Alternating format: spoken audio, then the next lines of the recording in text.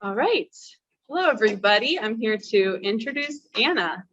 Anna Lee is a technical co-founder of Lioness, the women-led sexual health startup that built the world's first and only smart vibrator that improves understanding of sexual pleasure and the body through biofeedback data. She has also been recognized at many consumer electronics shows and more.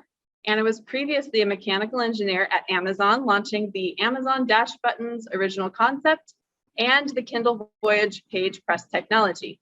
She was most recently named 2020's Forbes 30 Under 30, as well as Paper Magazine's Asian Women Creators You Need to Know. She is a big advocate in Lioness's mission to expand understanding and research in sexual health and destigmatize sexual pleasure. Anna has a mechanical engineering bachelor's degree from UC Berkeley and currently resides in the Bay Area. So with that, I'm going to pass it off to you. Thanks for being here.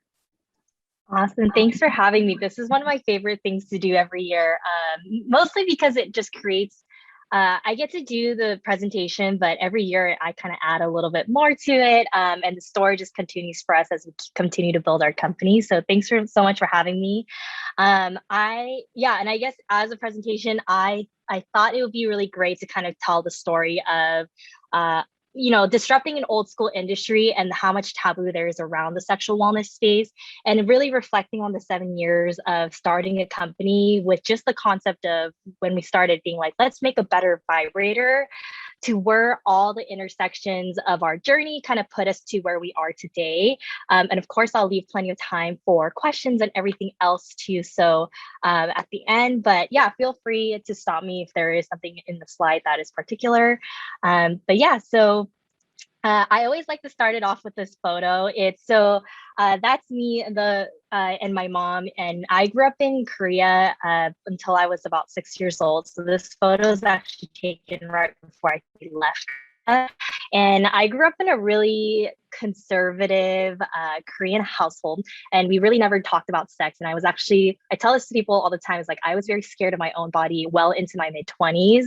I never really wanted to talk about it. Or when we first started this company, I very much came from the perspective, I just want to build and I just want to engineer a really good product. And it didn't have to specifically do with the idea of it being a sex toy or being a representative for a company of like understanding like sexual wellness and things like that. And I was really scared to say like the words orgasm, clitoris, and all of those things when we first started the company. And I always like to say this because I think when people meet me now, they're like, oh, you must have been like coming from a super open, all of that. And I really, really wasn't. So I really, when we moved to the US, it was really my parents fulfilling this idea of the American dream for them of sacrificing their life in Korea to come to the US to give me and my brother better opportunities. And so I really had this ingrained concept of that I loved engineering, but I knew that it was kind of what the quote unquote American dream was for immigrant parents, is to kind of get my engineering degree. And then I ended up working at Amazon as a mechanical engineer. And although that was a really great experience, and I actually learned a lot from that experience and being with a really great team, I think there was a moment where I was sitting at my cubicle. I was like doing a very long commute and then just sitting there being like, okay, this is what I'm supposed to do for the rest of my life. Like, is this what makes me feel fulfilled? And I kind of remember having this pause, and in a kind of nice the luckiness of the world and just all of that, I met a founder of a different sex toy company that doesn't exist anymore, but it was a cisgender man. And I was like, how do you know what you build works for people with vaginas? How do you know like your product is a good product? And he was like, there is this industry standard where you put the vibration on your nose, and that's what a clitoris feels like. And the concept was that because you have a lot of nerves on your nose, sometimes people will say like, if you ever go to sex toy conventions, there'll also be like, there's nerve endings like right between the skin between your thumb and your pointer finger. And so there are a lot of times when they do these like tests of sex toys, that's where they kind of will put the devices.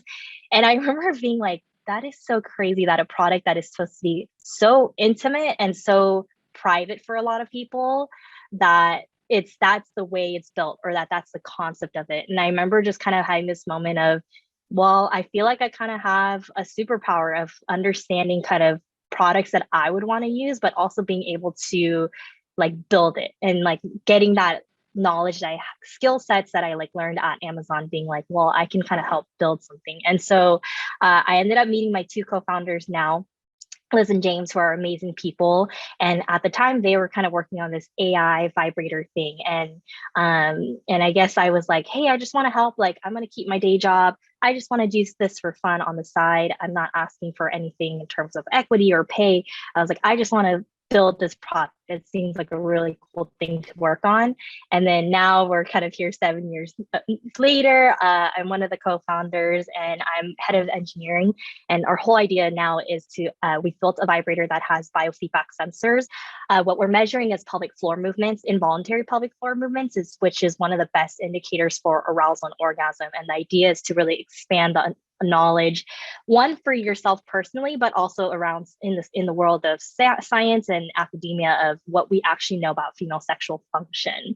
Um, so I always kind of, as all good stories, I like to kind of get a really good beginning, middle, and end. And one of the best, I think, beginnings is just kind of briefly tell you the quick history of sex toys, where it comes from, why it is the way that it is currently. And I think that will kind of create this whole flow of why we built this specific vibrator, because not a lot of times people will be like, do we really need a smart vibrator? Which I think is a really valid question. So as a very quick history of sex toys, so we kind of get a full range of sex toys that have existed in this world for a very, very long time. I think one of the earliest one dating in 28,000 years ago. This one is actually a kind of a dildo, like a phallic dildo that's made carved out of stone. And it's one of the oldest ones they believe they've found that is used as a sex pleasure tool. And then we have kind of cool things like the ancient Greek era. I always like to pull this because I think it's a really fun fact to tell people, maybe if you're at Olive Garden eating breadsticks. I know my friends always like, Anna, don't say it, is so they've also found in ancient Greek eras in some area villages and things like that, they were using stale breadsticks as a dildo. And they would use things like olive oil as lubricant, which is always a really fun fact to tell. And then we even go into areas like the Han Dynasty. This is about 2,000 years ago, and this is a bronze and jade dildo, and it has like a ringed base on it, which I think is really interesting. So they speculate whether it was a butt plug or it was something that could be a strap on, where there was actually a strap that could harness that bottom rim part. And then this was found in the tomb of an aristocrat in China. And then this one from the 18th century, I believe this one was found in France, also a royal family. And the really cool, interesting thing about this one is that there is actually a channel along the shaft, and they would put liquids in there to basically simulate ejaculation. And all this to really say is that people were extremely creative from the get-go. Self-pleasure is absolutely natural. Self-pleasure tools have been around forever. People have found different ways to, experience pleasure. And then, so with this said, it's also important to note kind of the tone that is carried through history when it came to especially women, cisgendered women, people with vaginas, and sexual pleasure. And really, a lot of it starts from ancient Greece. Many male doctors and physicians theorized this idea of hysteria, and whether that meant for some of the doctors and physicians like Horatius was this idea of the wandering womb. So the idea that the womb or uterus is kind of moving around in a woman's body and causing ailments across of all different parts of your body, whether it was a headache, it was stomach aches, it was because he had this thing, and I pulled the quote, meaning the womb. It delights also in fragrant smells and advances towards them. It has aversions to fetid smells and flees from them. And on the whole, the womb is like a living thing inside another living thing. And so this idea was that it was its own living, and sometimes they've called it an animal. That was moving around a woman's body and causing different ailments. And Soranus was said the uterus is drawn together because of the stricture caused by inflammation, and he calls it a wild beast. And this was the idea that it didn't, his theory was that it didn't move, the uterus did not move, but it actually was caused like constriction, like blood flow and things like that. And that would cause all these different ailments. And that was what's causing it. And then Galen had this theory that what women needed were these things that they would call paroxysms at the time, which is, they needed this treatment where they were stimulating the genitals of the woman, and until they had a medical paroxysm, which is what we know as an orgasm now. And so his quote was, "Following the remedies and arising from the touch of genital organs required by the treatment, there followed twitchings accompanied at the same time by pain and pleasure, after which she emitted turbid and abundant sperm from the time she was free from all evil that she felt." And so really this tone carried that women's bodies were inherently evil, and that it wasn't really about self-pleasure or anything like that. It was to treat women of this quote unquote hysteria. And so I always just like pulling this because this is really the tone and culture that is really carried out even to now, of this idea of like, we don't understand a lot of things about female sexual function, sexual pleasure, and it has to stem a lot from that there's a really taboo nature about it. And so basically this idea of paroxysms or getting medical treatment by doctors really kind of carried throughout history. So basically women were going in and out of these doctors' offices when they're having different ailments, and they would get manually stimulated by the doctors and to have these paroxysms and do it as a weekly or whatever, like a regular treatment. And one of the doctors, and I don't know if I call him a genius or whatever, Dr. George Taylor in the 1800s, I think 1860 something, he was like, basically like, I'm really tired of using my hands all day to do this. I'm going to build something that can do this for me.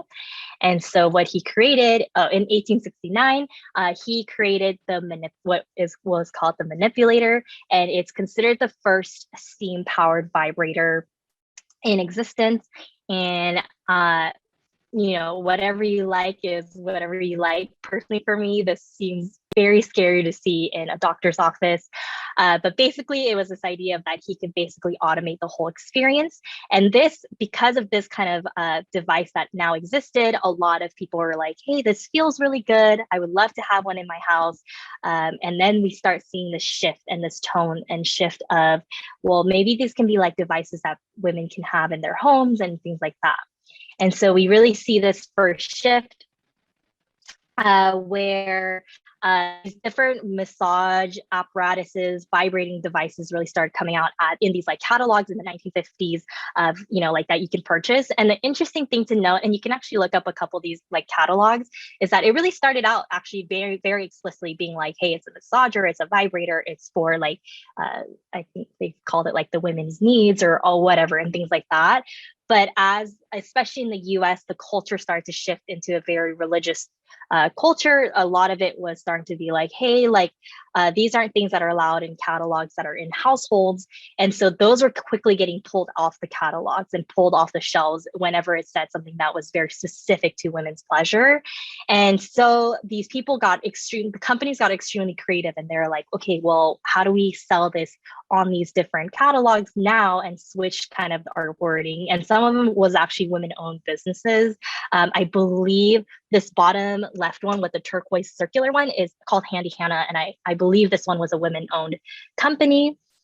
And so they got really creative of like, oh, these aren't for self-pleasure. These are things that help with different ailments, with different things like hair growth, skin care, head colds, backaches. And so this really set the tone. And I think you'll see it now if you've ever Googled vibrators, or even on Amazon specifically, because Amazon's actually really strict on how we advertise sex toys. It's actually not allowed. And what you're seeing is you're seeing listings that people are like, this is a vibrating massager or things like that, because that's kind of how they skirted around the rules to be able to sell these products. And so these really became in catalogs. You'll soon see a shift in these catalogs where you're starting to see things like, oh, it's, for hair growth, it's for back pains and, like skincare routines and things like that. And then from here, we kind of see what I would think is kind of the next shift of where sex toys really went. And really started a lot of it thanks to media and culture kind of relevance. One iconic one being in Sex and the City back in the 90s, I believe. There's an episode where one of the characters is using the rabbit style vibrator, and she becomes so obsessed with it that they try to have an intervention and pull her out of her house because she won't come out or like hang out with them anymore. And that episode was so iconic that this company, specifically Vibratex, they've actually reported they've had a 15,000 X increase in sales once that show released for this very, very specific vibrator. Maybe a side thing to note, just because I've been in this industry for a very long time, generally clear jellies like this that are translucent in this really specific way where you're seeing a really clear material, it generally is not a body safe material. It's something that's it's porous, and it's the ones that if you've ever left two vibrators together in like your drawer, it fuses together because they kind of melt with each other. It's these kind of unstable materials. So I always say like anything that's like translucent like this is usually kind of something you'd want to stay away from and stick to porous materials. But with that said, it definitely brought relevance into people looking at sex toys and things like that. And we start seeing them as novelty items and things, places like Spencer's. If anyone is aware, I remember like in middle school, we'd go into these like novelty stores and like laugh at the one section that had different sex toys there. It very much tended to be the very pink and purple with glitter, with adult film actresses on the packaging. And really it was built on this idea of the male gaze where in a heterosexual relationship, a man was buying it for their significant other to quote unquote spice up the relationship, was really how this whole tone of this whole sex toy nature was, especially when it was a very male dominated industry. And then we also have really iconic vibrators like the Magic Wand, which is still one of the best sellers to this day, and probably the most replicated, the most knockoffs of, and it's a really, really iconic vibrator that still exists. And then we finally kind of go into what I would say the next phase of how vibrators really transitioned and sex toys. It really vibrators went from porn to high fashion and mainstream. This was about in the mid 2000s. I would say two biggest companies we really have to say a lot of this contribution was from was Lilo and Jimmy Jane. Jimmy Jane was the founder at the time was an industrial designer, Ethan Imboden. And they really started challenging this notion that vibrators had to look like anatomical body parts or machinery. And they came up with this concept that they should look like high-end collections where they look like abstract art objects, where it's something that you could leave on your counter or on top of your drawer, and it didn't have to feel so embarrassing or so lewd. And really it could be kind of something like, you don't know what it is. And it kind of goes into this high fashion, high art kind of concept. And this attribute is really important to me because at the time there was actually a lot of pushback from a lot of especially the porn industry and a lot of this industry in general being like, no one's going to buy this kind of product. Like, this is not what people are looking for. These are the type of things that are selling. And they really challenged that and being like, well, let's just put out these products. And I think it really set the shift for the next generation of sex toys to really come out in definitely more ways that I think cater to different bodies.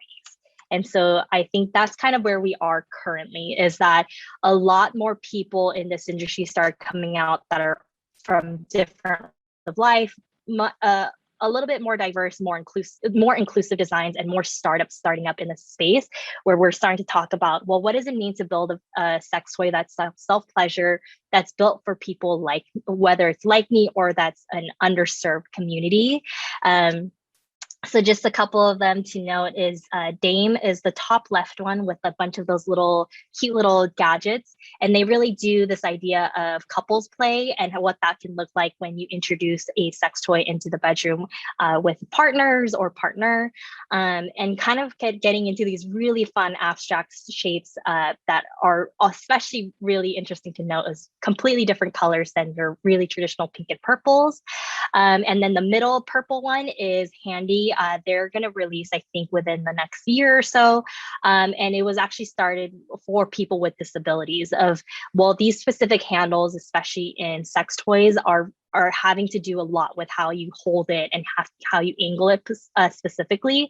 And so he really started catering to people with disabilities of, well, what are different ways to experience pleasure where it doesn't have to be a specific vibrator shape or a dildo shape that is traditional. And then the top right is a necklace. That one is made by Crave. It's from an industrial designer teaching. And this is Crave's whole thing is to really create beautiful jewelry inspired sex toys that can be something. And I think this was a really iconic one, is that it can be worn and it can look like a piece of your everyday jewelry or your outfit, but it's actually a vibrator. So this really revolutionizing this idea of having to have your sex toys hidden in your drawer or be embarrassed by it.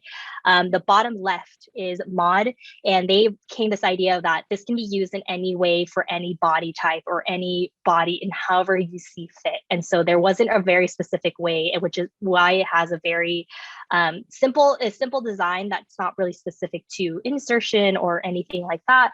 And their whole idea was to really cater to as many body types as possible. The big thing to know about them is that they raised, I think, they raised quite a bit of money. And so it really put eyes into the sex toy industry, that there was something to kind of look at in terms of companies and startups coming into this space. And then the very bottom middle is Laura DiCarlo. If you've heard of them, they were one of the biggest pushes they had was at CES. They won. CES is a consumer electronics show, which is one of the biggest shows in the world for consumer electronics. They actually banned sex toys their entire existence, and they actually Laura DiCarlo won an award for their blended orgasm kind of device, the white one in the very center. And once they won the award, but then CES, once they figured out what the product was, which is really odd that they didn't know before, they actually rescinded that award. And so they became this question of, why doesn't CES allow sex toys if there are technological advancements just as much as a smartwatch or a phone or the next phone, and also having other companies that have displayed at CES, like a VR porn company, this idea of booth babes being allowed, but why can't we showcase products like this? And so they really set the shift. And since 2019, we've now been allowed to be a part of it, and their policies have changed where now sex toy companies can come and showcase their products. And then the bottom right one is a Japanese company called Iroha. They're owned by Tenga, if you've ever heard of Tenga eggs. I think the concept is absolutely amazing. Really kind of follows that Lilo and Jimmy Jean's mantra of if you see the little casing around it, that's actually the charging case. And so you could actually leave it on your top of your drawer and having it charge kind of in full display, but it kind of looks like a beautiful little abstract art object that you would have as decoration. So I think they did a really good job of kind of bringing that sense of normalcy and less taboo around sex toys. So just to put some stats in this industry, they expect it by 2026 as a $52.7 billion industry, which is, I'm talking about sex tech in general, including things like lubricants, condoms, and all of that. And then there was a study done by the Kinsey Institute in 2010, where in 2003, the percentage of cisgendered women using vibrators was about a little shy of 20%. And then 2003 and then 2010, you see it over 50%. And so I believe this number now is significantly higher. And it was both a factor of maybe the taboo of saying that you own a vibrator has shifted, but also just the more popularity around this and being people wanting to purchase sex toys. And then Love Honey did a study in 2017, and 65% of vibrators were purchased by cisgendered women. And so this really the numbers I'm just trying to show is that sex toys are not niche, they're awesome. But now the question becomes, where do we go from here? And so I I love this photo. There's, I think, a couple photos sprinkled in here. I love these photos. This is our team our core team that started the product, and we really actually came in with the concept of making a better vibrator, and we didn't actually know what that would mean for us in terms of building a product. What was it going to do beyond being a better vibrator? And really, it was kind of seeing the intersections of passions, expertise, experiences. Some of us coming from engineering backgrounds, some of us coming from even things like finance, business, from an arts, like as an arts major, doing things like intimacy products, like passion parties, where you sell like Tupperware model of selling pleasure products at things like bachelorette parties and things like that. And we all came from different disciplines. And I almost want to say this is the most unlikely group, I think, that would have ended up building a sex tech company. And basically, this discussion we constantly were having was, okay, let's build a better vibrator, but what does that mean? And I think one of the tones that the key underlying thing that all is that question, and we know that other our friends and everyone had this question of, am I normal? Is it normal that my body does this when this happens? Who do I talk to? Like, when I'm having sex, this feels weird, like this is painful, like, is that normal? Like, I'm not able to have orgasms, is that normal? And we realized that really it's society and science that has failed, I think, especially people with vaginas, is that there's so much limited studies, and mainly because of the taboo, mainly because of this idea that women don't experience, or people with vaginas don't experience sexual pleasure. And so we're all left with these questions that really aren't, a lot of times, unless you have a stellar doctor or OBGYN, these questions, especially around sexual pleasure. And so one of the things I always like to pull is what are the studies around, how do we study female sexual function currently?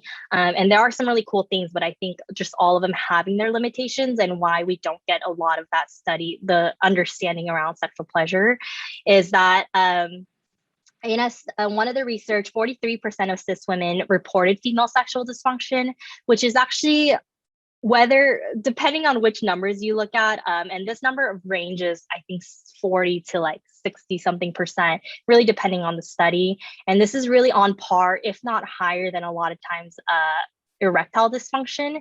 But if you look at the money versus how much money is put into female sexual dysfunction research versus erectile dysfunction, it's staggering. There's so much money that's poured into erectile dysfunction studies. But for some reason, when the percentage of people that report female sexual dysfunction is equally high, if not higher, there's just not a lot of studies around it. And then in one of the most cutting edge studies on female sexual function, it was actually only 11 participants of people with vaginas. There were, I think, the total of 25, but 11 of them were people with vaginas.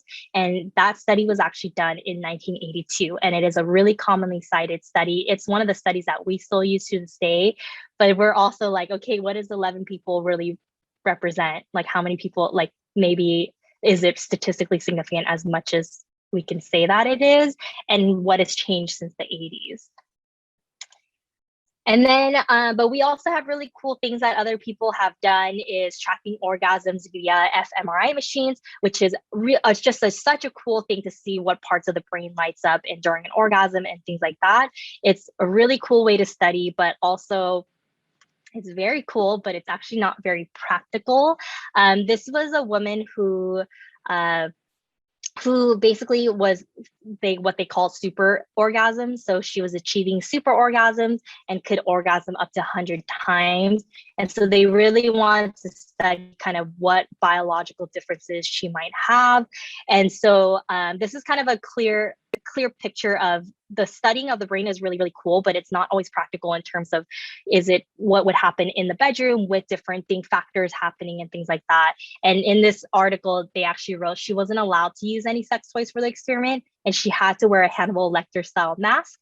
And actually, one of the things I didn't point out also is she wasn't able to move inside that machine so that it could actually get a clear imaging of it. And so imagine having to do this entire experiment with different doctors and scientists kind of peering from another window, and then also being in this machine, not being able to move and having this mask on. Really, really, really cool, but it's just a lot of limitations to it. So in a lot of science research and academic research, so one of the most commonly used measurements will be female sexual function index, which is FSFI, which is really, really great, but it's actually just a self-reported. There's no biological measurements that go into this. And so what they're measuring is desire, arousal, lubrication, orgasm, satisfaction, and pain, and seeing the different scales of how people self-report. So really, really helpful to even understand just the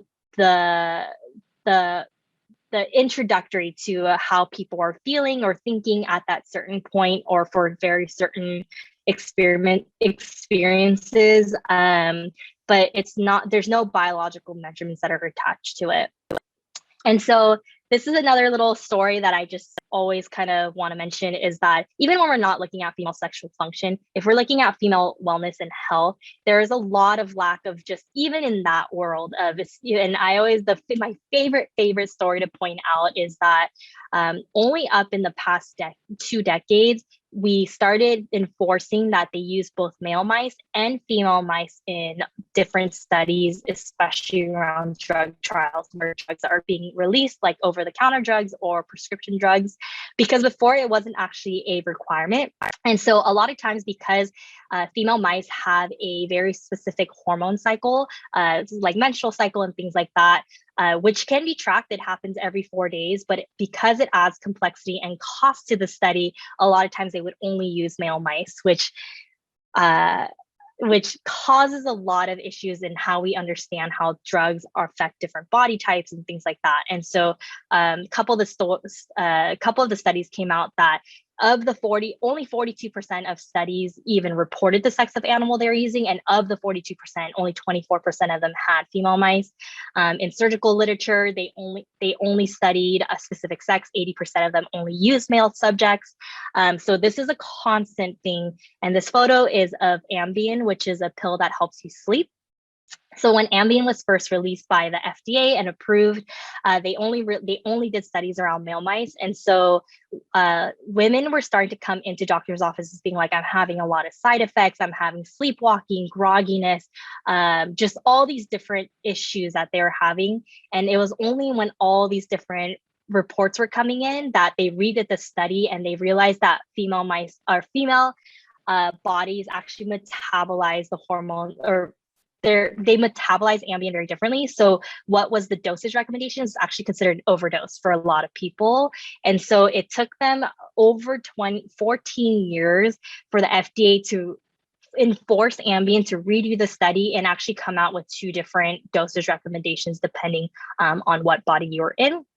And so that's kind of what you see now is this, I guess, very gross colors of this pink one, and then a blue one. And it really took them, the drug was already released, and it took them 14 years on top of that to really figure out how they're going to put these drugs out. So this is just to note that the health, and it's just, there's so much discrepancy in how we understand wellness and health for a lot of different bodies, and for female bodies, male bodies, and then if we look at every other different, there's just such a lack of studies. And so for us, learning about all of this for us as a company, I think we really took well, let's kind of start from the get-go of figuring out just even the baseline, which is let's chart like the physiological response that's happening, which is charting orgasms.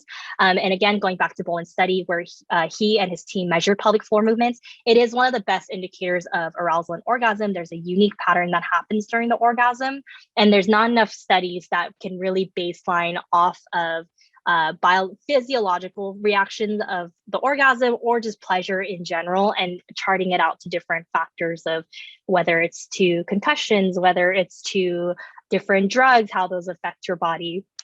And so basically on the far left is something that was done back in the 80s of charting those pelvic floor movements.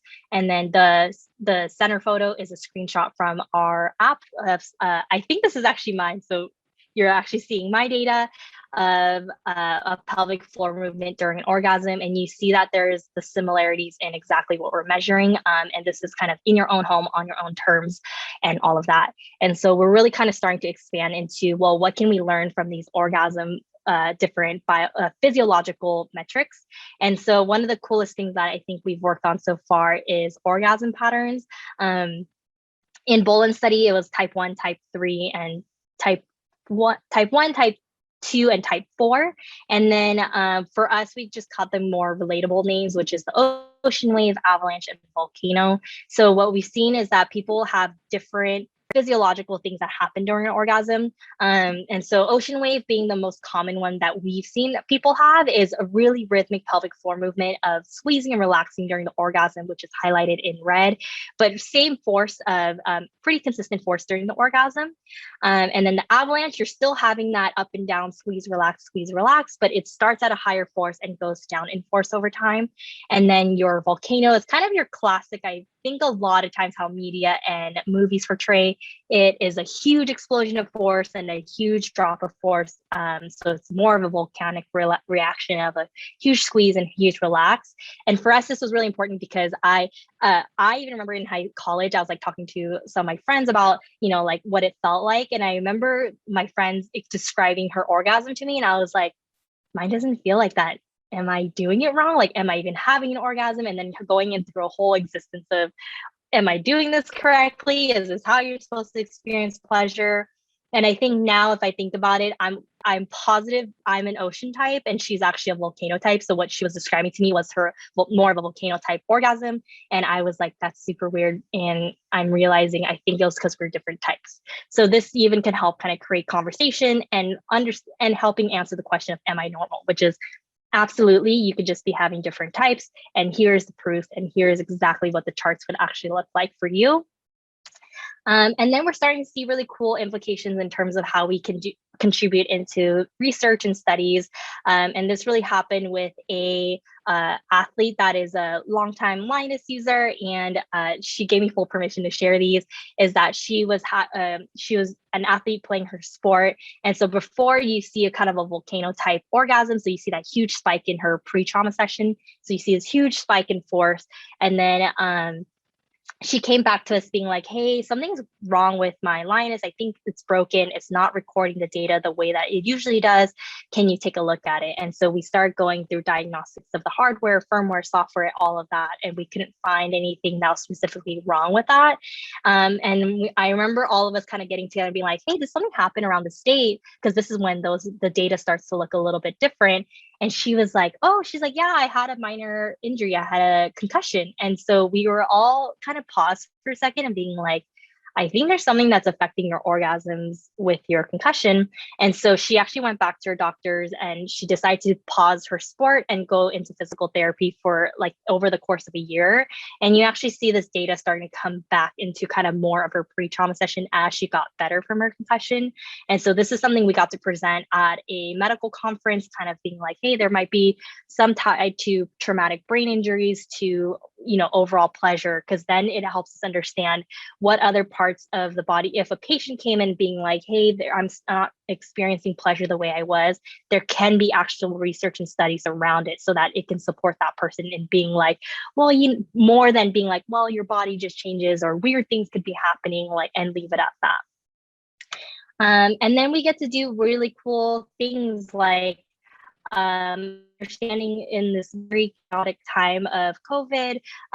One of the biggest things that we had a lot of problems with is that a lot of media started coming out with this thing of, well, everybody is having so much more sex. Everybody's experiencing pleasure during the pandemic because everyone's at home, stuck at home, like all these pandemic babies are being made, like whatever, all of these things. And I remember specifically for me too, I was like, man, like, I don't feel like that at all. If anything, I'm just way more stressed. Like I'm not experiencing that. And then it makes you feel like an other because you're like, well, that's not really the narrative I feel. And so we actually did our own little study and we partnered with the Center for Genital Health and the researchers there. And we actually got an aggregate usage statistics from only people that have opted into the study.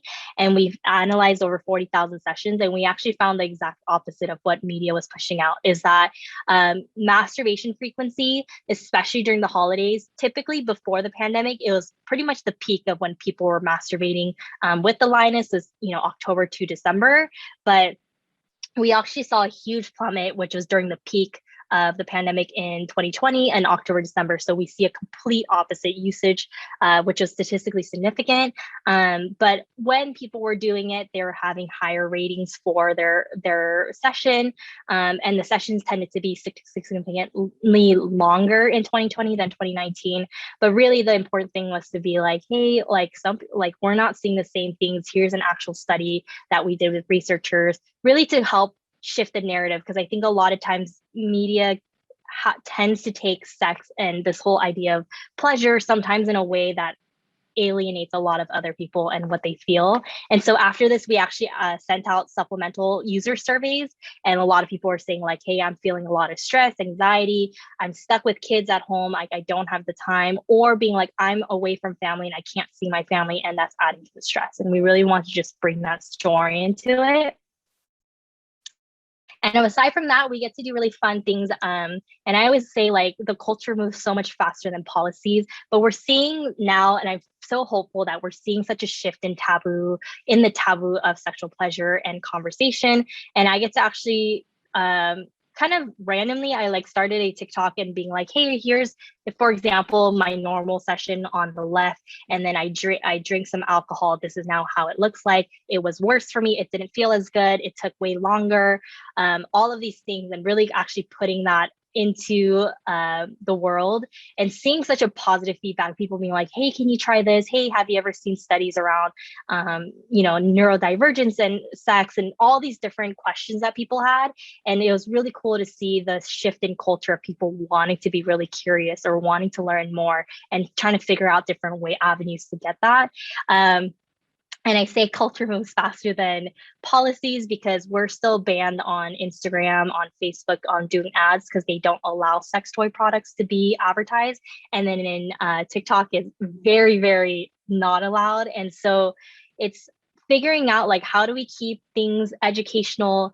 And if we're constantly pushing out educational content, how can that be shared when main media platforms still don't allow it? So although we're seeing the shift in taboo in the conversation within every people, we're still kind of constantly working with companies to change the policies around this to really help move this conversation forward and have healthy conversations about sex, have better sex education, and all of that.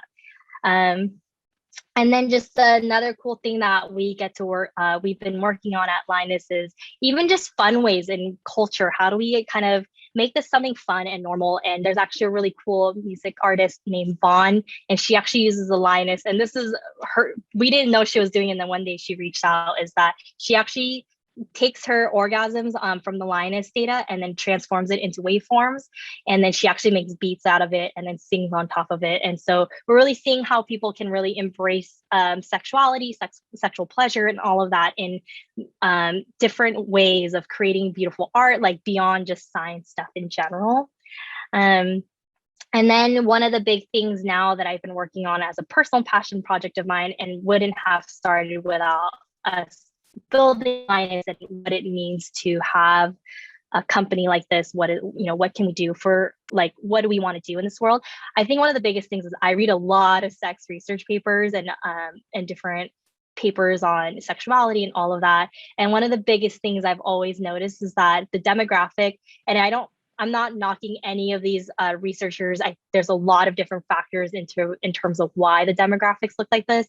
But when it comes to demographics of different ethnicities, race, age, and all of those things, it's a very, very specific group that is constantly the most studied. And so the question I started having was, well, what if we have different representations from different people and all of that?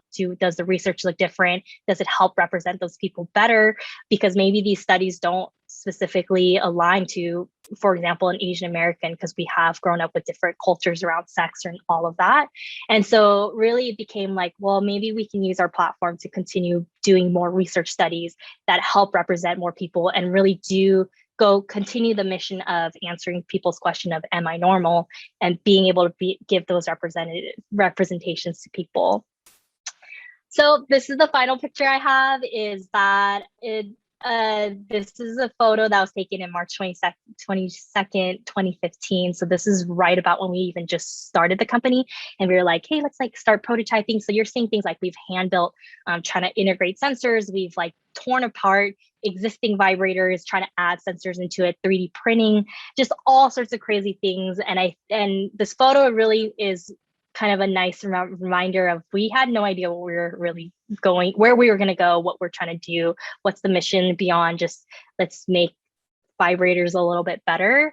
And so I just want to say, like, it's an absolute journey. And I think really your skill sets, a lot of times you won't know how it kind of integrates into the product that you're building or what you want to do, I think, in the future. But it really is to trust your instincts and like grow and absorb the thoughts and experiences outside of your world. And then you combine it and you find a way to put something out into the world that you feel like helps kind of advance it to the next part, or changing a little shift, seeing that shift. And so I always show people this photo because I'm very like, trust me in this, that it's truly a 7-year journey for us even now. And I'm sure like I can even take a photo now and then laugh about it 7 years from now too, being like, dang, like I had no idea this is where it was going to be. And I always say this, especially to people that are early in their career or just trying to figure out what they want to do, is that a lot of times, like, you feel like you have to have the exact answer or the perfect product or the perfect thing you're gonna build, but it's really kind of a continuing journey, and you'll continue to, the more you just keep learning about different worlds and different things that are happening, it'll really kind of help you put the pieces together. So that's all I really have. Thank you so much. All our social is on the bottom, and I always say this because we're constantly banned and shadow banned from things. So we're trying to just put as much good content out there. So I put all our social media on the bottom. But yeah, thank you so much. And I'm super happy to answer questions in the time that we have. Great, thank you, Anna. Maybe I can stop share. Can hear us clapping, but thank you so much. I want to pass it off to the class or anyone on Zoom to see if anyone has questions. If we do have time, I'd love to ask you updates on if anything became of the sleep apnea research or cardiovascular, or if you want to touch on that now, otherwise I can pass it to the class. Yeah, so that's something that we're continuing to figure out, that I didn't actually mention on this slide, is so for erectile dysfunction, it's one of the, if you're having it at an early age, it's actually one of the best indicators where a doctor will be like, you need to go get your heart checked because there's a risk of cardiovascular disease that's happening.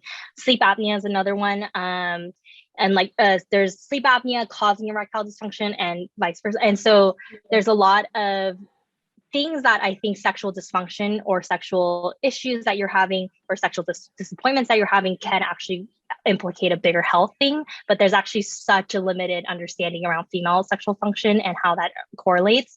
So a dentist actually was the one that was like, hey, you guys should really study sleep apnea. So those are all things that we're continuing to want to study. One of the first baselines we're doing is validating that the biofeedback that we're getting is something that can be used as a tool for in medical communities as a device to actually measure those different things. So we're right now going through kind of validation studies and all of that first before we can actually really dive deep into the medical world. Interesting, thank you. Does anyone have questions for Anna? What's next for Lioness? Good question. I think for us, I think on the consumer side, continuing to roll out more. We're continuing to roll out more features and things like that people have always wanted, which has been really fun. And I always say, like, the nice thing about Lioness is that it's upgradable firmware. So like once you have the product, we're constantly pushing out over the air firmware updates. So it's continuing to, like, you don't have to buy the new one or anything like that. But other than that, I think continuing on our research, there's a couple of research studies that we're heavily pushing right now, especially the validation study. Does having biofeedback orgasm data actually help benefit in terms of better understanding your body in a scientific standpoint, from a scientific standpoint? So there's a lot of cool research. I'm also working on kind of figuring out representation and research to kind of increase demographics to make sure it's like better representative of all people.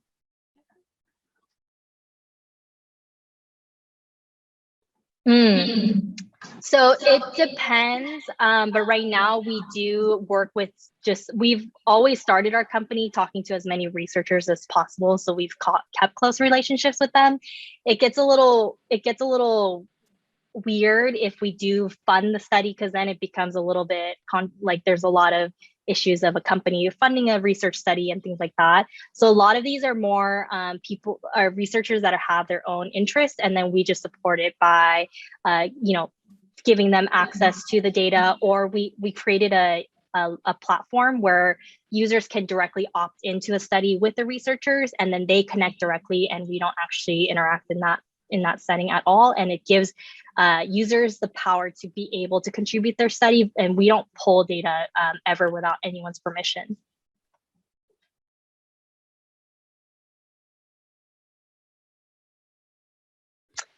So that's a great question. I think that's a question that we constantly battle on, because I think a lot of times people just want to say like, well, you're a sex toy company, you're consumer tech, and then we're starting to push into kind of the medical implications. So I think really for us, the core is that we want to be able to give this out to as many people, or like have users use it, because for us is the more people that believe in our mission and opt into the studies and research studies, that's the only way we get actually just more information. So it kind of is a little bit of both. So I always say like we're kind of doing the battle of, one, shifting the taboo in culture and just everyday society, but then also kind of using that to help, I think, research and kind of the backworks of how do doctors have better conversations around this, how do researchers have better conversations or help answer these questions more, and especially for sex educators, like putting out this information so that it can better serve their communities.